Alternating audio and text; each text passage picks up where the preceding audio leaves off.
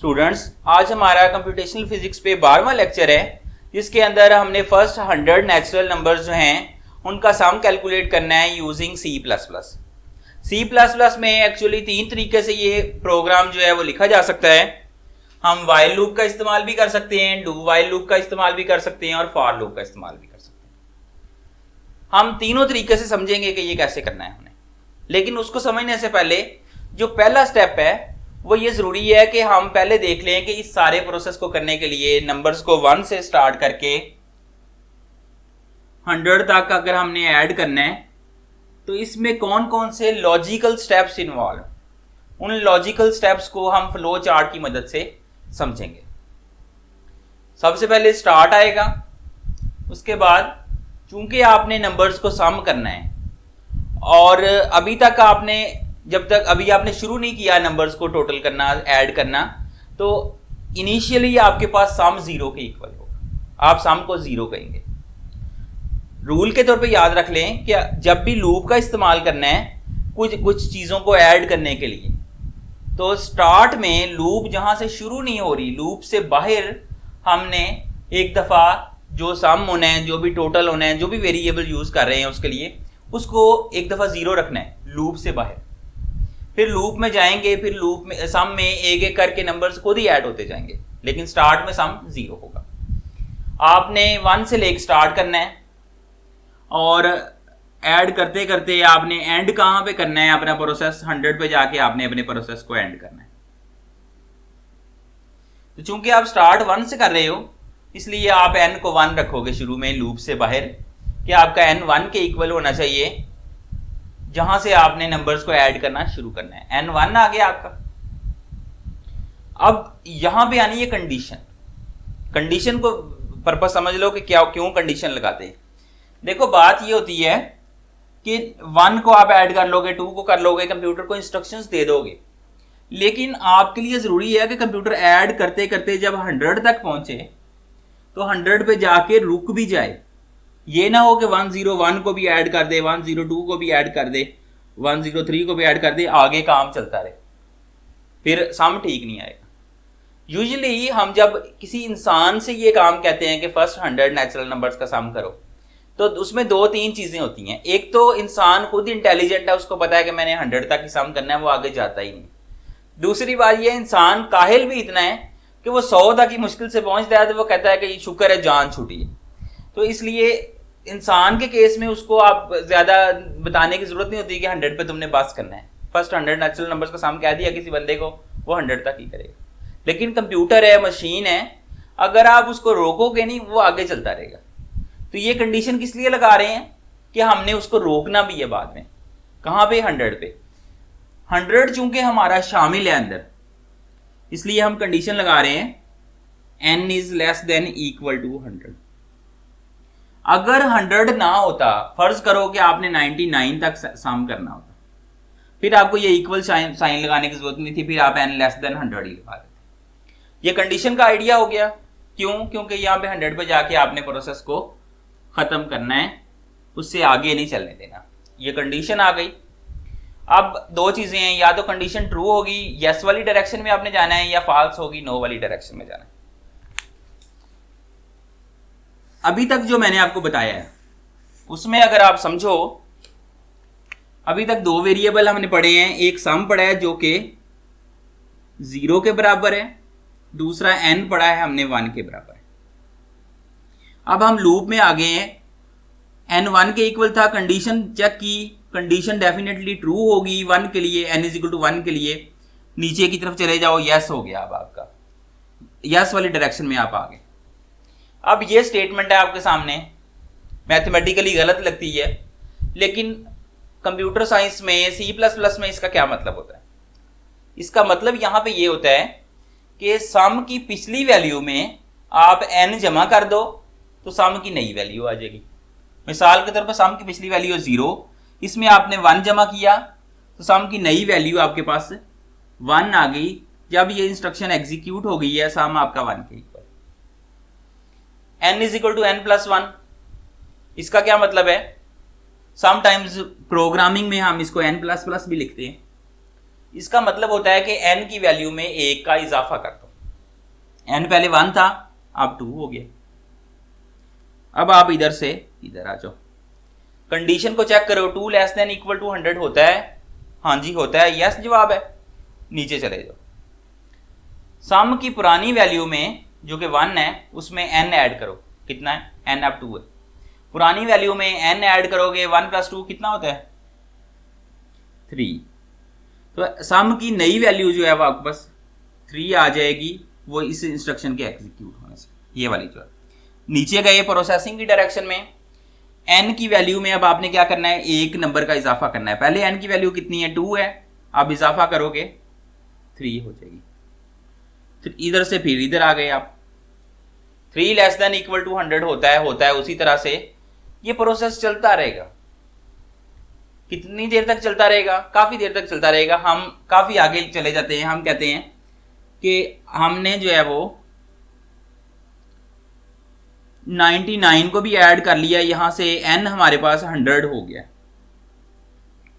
यहां से 99 को ऐड किया ना, फिर n में वैल्यू में 1 का इजाफा हुआ, तो n हमारे पास 100 हो गया। और जब n 100 होगा तो सम में उस वक्त तक 4950 पड़ा होगा। अगर आपको नहीं यकीन, आप 99 तक नंबर से ऐड करके देख लो। 4950 सम में पड़ा है, n 100 है। अब यहां से आप यहां आते हो, अब क्या होता है?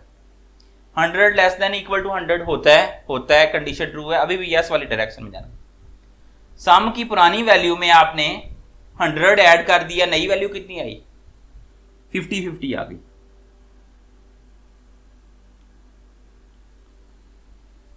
n की पुरानी वैल्यू में आपने 1 का इजाफा किया, तो n की नई वैल्यू कितनी आई?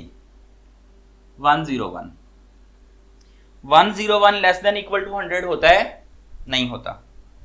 कंडीशन भी इसीलिए लगाई है कि 101 ना कहीं ऐड हो जाए। 100 के बाद हमने दरवाजा बंद कर देना है, उसके बाद नए नंबर्स जो है उनको नहीं ऐड होने देना। तो 101 पे जाके कंडीशन फॉल्स हो जाएगी, इसका मतलब है कि अब नो वाली डायरेक्शन में प्रोसीड करना है। नो वाली डायरेक्शन में प्रोसीड करेंगे, सम को प्रिंट करेंगे। सम में क्या पड़ा हुआ है? 50-50, तो वो प्रिंट हो जाएगा आपके सामने। आउटपुट में सिर्फ 50-50 आएगा और कुछ भी नहीं आएगा। ये सारा प्रोसेस जो है वो बस एक किसी के माइंड में ही हो रहा है समझे, या अगर कंप्यूटर में देख रहे हो तो कंप्यूटर के अंदर ही हो रहा है, स्क्रीन पे सिर्फ ये सम डिस्प्ले।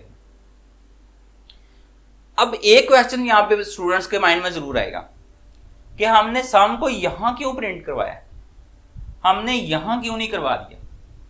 इसकी वजह ये प्रोसेस जो है, इसमें इससे हमने बार बार नंबर्स ऐड किए हैं। 1 ऐड किया, सम में 2 ऐड किया, 3 किया, 4 किया, 5 किया, 6 किया, 7 किया, सारे नंबर्स ऐड किए यहां से। अगर यहां कहीं सम डिस्प्ले कर देते ना, तो हर नंबर ऐड होने के बाद स्क्रीन पे सम आ जाया करना था। मिसाल के तौर पे पहला नंबर ऐड होना था, स्क्रीन पे सम 1 आ जाना था। दूसरा नंबर ऐड होना था, स्क्रीन पे सम 3 आ जाना था। तीसरा नंबर ऐड होना था, सम 6 आ जाना था। चौथा नंबर ऐड होना था 10, 15, 21, ये बहुत सारे सम डिस्प्ले हो जाने थे। हम ये नहीं चाहते कि हमारे पास बहुत सारे सम डिस्प्ले हो, हम चाहते हैं कि 1 से लेके 100 तक जब सारे नंबर सम में ऐड हो जाएं, उसके बाद सम डिस्प्ले। उसके लिए प्रिंट सम की कमांड आउटसाइड द लूप होनी। जब आपने सम को प्रिंट कर दिया, एंड कर दिया, प्रोसेस खत्म हो गया। अब आपको फ्लो चार्ट का आइडिया हो गया है कि फ्लो चार्ट की मदद से ये कौन से लॉजिकल स्टेप्स इन्वॉल्व हैं जिनसे ये चीज आपके पास होनी है, फर्स्ट 100 नंबर्स का सम होना है। अब हमने देखना है कि इस फ्लो चार्ट को प्रोग्राम की मदद से हम किस तरह इंप्लीमेंट कर सकते हैं। तो प्रोग्राम को जो नेसेसरी पार्ट्स होते हैं, मिसाल के तौर पे क्लियर स्क्रीन होता है, वॉइड मेन होता है, हेडर फाइल्स होती हैं, गेट ch होता है, वो नहीं मैंने लिखे। मैंने जो उसमें काम का पोर्शन है जिसको कोड कहते हैं, सोर्स कोड कहते हैं, वो लिख दिया सिर्फ। तो वही हमने आज की वीडियो में समझना है। सबसे पहले हम देखते हैं व्हाइल लूप है हमारे पास, दूसरी डू व्हाइल है और तीसरी फॉर लूप। एक एक करके वहां से स्टेप हमने यहां पे लाके अप्लाई करते जाना। पहला स्टेप क्या है आपका? सम 0 के बराबर। तो आपने सम इज इक्वल टू 0 लिखा व्हाइल लूप में भी, वही डू व्हाइल लूप में लिखना है, वही इसमें लिखना है फॉर लूप में। पेपर में जाहिर है आपको कोई एक चीज कही जाएगी, हो सकता है आपको कहा जाए कि डू व्हाइल लूप से सम फाइंड करो, तो ऐसी सूरत में आपने सिर्फ यही वाला प्रोसेस करना है। लेकिन तीनों में देखें कॉमन चीज के तीनों में सम इज इक्वल टू 0 लिखा है।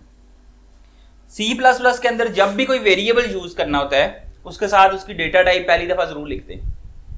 तो यहां पे हमने सम की डेटा टाइप लिख दी है कि सम क्या है, एक इंटीजर है, पॉइंट्स वाली वैल्यू तो नहीं इसमें आएंगी, वो तो हमें श्योर। तो ये तीनों के साथ कॉमन है। तो ये चीज जो है वो यहां पे भी लिखी गई और यहां पे भी लिखी गई है और यहां पे भी लिखी गई है, इस चीज में कोई फर्क नहीं है तीनों में। अब आप देखो ये आपका क्या है, ये आपका काउंटर वेरिएबल है। समझो कैसे, आपकी लूप किसके ऊपर चल रही है, एक्चुअली एन के ऊपर चल रही है। एन के लिहाज से कंडीशन है जिसने टर्मिनेट करना है, एन ने 100 होना है, 101 होना है, तो लूप ने खत्म होना है। एन में ही हर दफा इजाफा होता है, तो आप समझो कि एन में एक तरह से काउंटिंग चल रही है 1 से लेके 100 तक। तो इस लिहाज से हम एन को कहते हैं काउंटर वेरिएबल, काउंटिंग से, क्योंकि उसमें काउंटिंग चल रही है। एन आपका काउंटर वेरिएबल। काउंटर वो नहीं है जो किसी के खिलाफ हो, अपोजिट हो, नहीं, काउंटिंग वाला काउंटर है। तो एन आपका काउंटर वेरिएबल है, इसमें काउंटिंग चल रही है। एन को हमने 1 रखना है। तो अगर वाइल लूप से करेंगे तो सेकंड नंबर पे हम n इज इक्वल टू 1 रख लेंगे। डेफिनेटली इसकी डेटा टाइप भी इंटीजर्स होगी, क्योंकि इसमें भी सारे इंटीजर्स इन्वॉल्व हैं, पॉइंट्स वाली वैल्यूज नहीं आ रही। अगर डू वाइल लूप से करते हो तब भी ऐसे ही है, लेकिन फॉर लूप में थोड़ा सा फर्क पड़ जाता है। फॉर लूप में जो काउंटर वेरिएबल की इनिशियलाइजेशन है, ये क्या हो रहा है, काउंटर वेरिएबल की इनिशियलाइजेशन हो रही है। ये हम लूप से बाहर नहीं करते, बल्कि फॉर लिख के जो उसके ब्रैकेट्स हैं छोटी, इसके अंदर पहले नंबर पे यहां पे काउंटर वेरिएबल की इनिशियलाइजेशन होती है। तो इस लिहाज से फॉर लूप इन दोनों लूप से डिफरेंट है। पहला नंबर हो गया, आपने n इज इक्वल टू 1 कर दिया। अब आपने कंडीशन लगानी है n is less than equal to 100।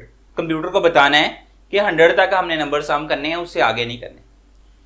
तो अगर वाइल लूप से करते हो तो वाइल के अंदर ये कंडीशन आ जाएगी, वही कंडीशन जो वहां पे है वो कंडीशन यहां पे लिख दी।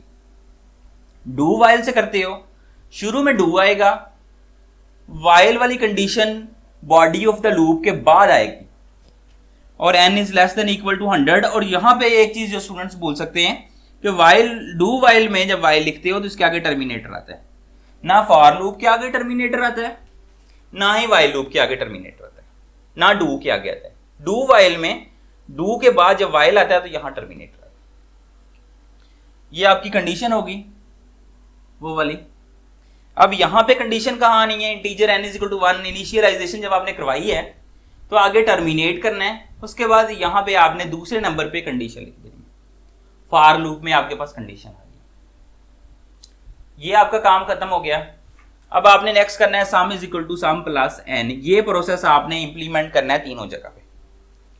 तो यहां से जब ये कंडीशन खत्म होती है ना, ये डायमंड वाली कंडीशन, डायमंड साइन है इसको कहते हैं, तो इसके आगे बॉडी ऑफ लूप शुरू हो जाती है। और वो कब तक कायम रहती है, जब तक वापस यहां ना आ जाए। यानी जितनी स्टेटमेंट्स हैं यहां से लेके यहां तक, इस सारे प्रोसेस में जो बार बार एग्जीक्यूट होनी है वो हमने लूप की बॉडी में लिखनी है। और लूप की बॉडी हमेशा क्या होती है, वाइल लूप है तो बॉडी के शुरू में एक दरमियानी ब्रैकेट आएगी, एंड पे भी दरमियानी ब्रैकेट आएगी। डू वाइल है उसी तरह डू के बाद 2 ब्रैकेट्स आएंगे, और अगर फॉर लूप है तो इसमें भी 2 ब्रैकेट्स आएंगे, ऐसे एक शुरू में एक एंड पे बॉडी। अब हमने लिखा sum is equal to sum plus n, तो बॉडी ऑफ द लूप के अंदर पहली जो स्टेटमेंट है वो हमने लिख दी टर्मिनेटर साइन के साथ। डू वाइल में भी कोई फर्क नहीं पड़ा, डू के आगे उसी तरह वो स्टेटमेंट लिख दी sum is equal to sum plus n, और फॉर लूप में भी उसी तरह sum is equal to sum plus n लिख दिया। तो तीनों में ये चीज सिमिलर है, कोई फर्क नहीं है तीनों में। अब आगे हमने करना है n is equal to n plus 1, जिसका मैंने प्रोग्रामिंग में कहा था कि इसका एक हल होता है n प्लस प्लस करते हैं। तो n प्लस प्लस भी हमने तीनों जगह करना है।